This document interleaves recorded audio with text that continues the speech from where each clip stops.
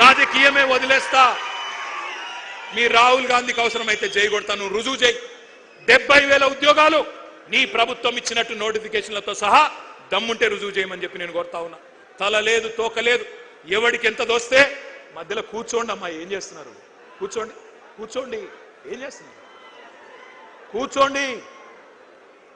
తలా తోక లేకుండా కాంగ్రెస్ వాళ్ళు మాట్లాడిన మాటలు ఒక్కసారి వినాలని చెప్పి నేను కోరుతా ఉన్నా. ఉద్యోగాల మీద వీళ్ళ కాకి లెక్కలు ఒక్కసారి వినండి. కూర్చోండి అయ్యా, ఏం చేస్తున్నారు?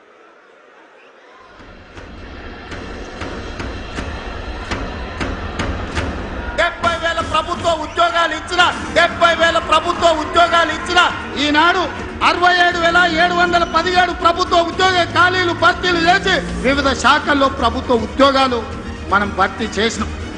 దాదాపు 56,000 మందికి నియామక పత్రాలు, ఉద్యోగాలు, ప్రభుత్వ ఉద్యోగాలు రిక్రూట్మెంట్ చేసి నియామక పత్రాలు కూడా ఇచ్చినటువంటి పరిస్థితి మీ అందరికీ తెలుసు.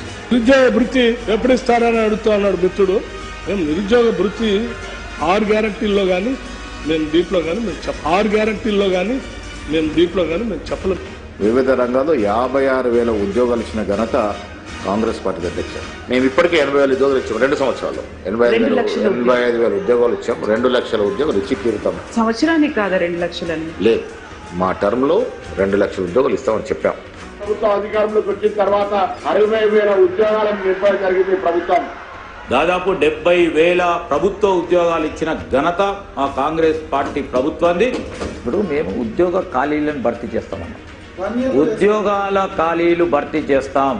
అది 50,000 కానీ 1,00,000 కానీ 2 లక్షలు 1 ఇయర్ లో చేస్తామని పేపర్లో ప్రకటనలు ఇచ్చారు. ఎవరు ఇవ్వలేదండి, ఎవరు ఇవ్వలేదు. ఉద్యోగాలు 2 లక్షల ఉద్యోగాలు కాంగ్రెస్ పార్టీ హామీ ఇచ్చింది ఆ రోజులలో.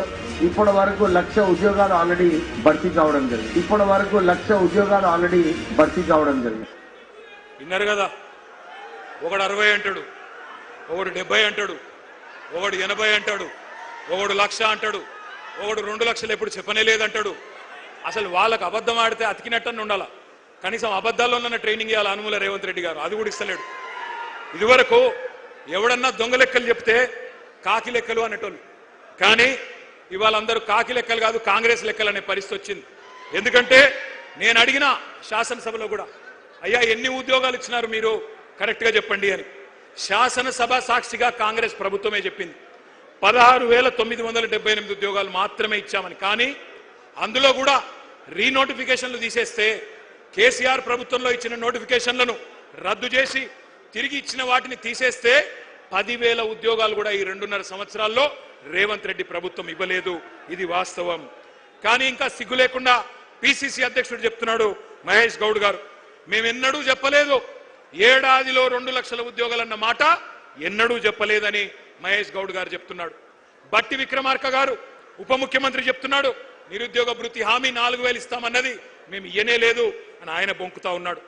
ఈ మహానుభావులు ఏమేం చెప్పినారో గుర్తుందా?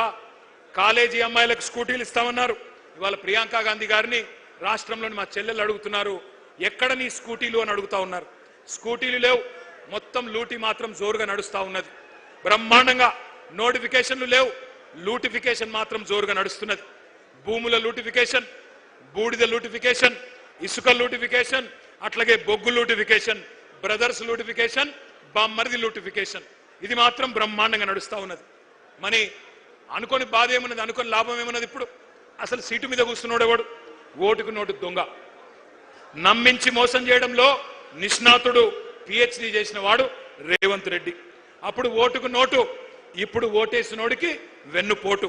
గోల్మాల్ తిప్పి పోలింగ్ బూత్లలో మీతో ఆ రోజు ప్రచారం చేయించుకొని ఇవాళ మీరు మాట్లాడుతుంటే బూతులు తిడతా ఉన్నాడు. 20,000 పోలీసు ఉద్యోగాలు ఖాళీలున్నాయి, నింపాలి అని చెప్పి మీరందరూ దిల్సుఖ్ నగర్ లో ఆందోళన చేస్తుంటే ఇవాళ రేవంత్ రెడ్డి అంటున్నాడు, మీరు ఎండ్రిందాగి సచ్చినా బాయిలో దుంకినా నేను ఇయ్యనుగాక ఇయ్యను అంటున్నాడు. నీ అయ్య జాగీరా, నీ అయ్య సొమ్మ, ఎందుకు ఇయ్యవు? కేసీఆర్ గారు 48,000 పోలీసు ఉద్యోగాలు ఇచ్చినప్పుడు ఎందుకు ఇయ్యవు నువ్వు? నీ అయ్య జాగీరా అని నేను అడుగుతా ఉన్నా. ఉద్యోగాలు అడిగితే ఎండ్రిందాగి చావమంటావా? దమ్ముంటే రేవంత్ రెడ్డి సెక్యూరిటీ లేకుండా రేపు విఎం గ్రౌండ్ కు రా పొద్దున. ఎవడు బతకాలో ఎవడు సావాలో ఎవడేందో మా పోలీస్ అభ్యర్థులే తెలుస్తారు. నేను అడుగుతా ఉన్నా ఇంకొక మాట, వాళ్ళ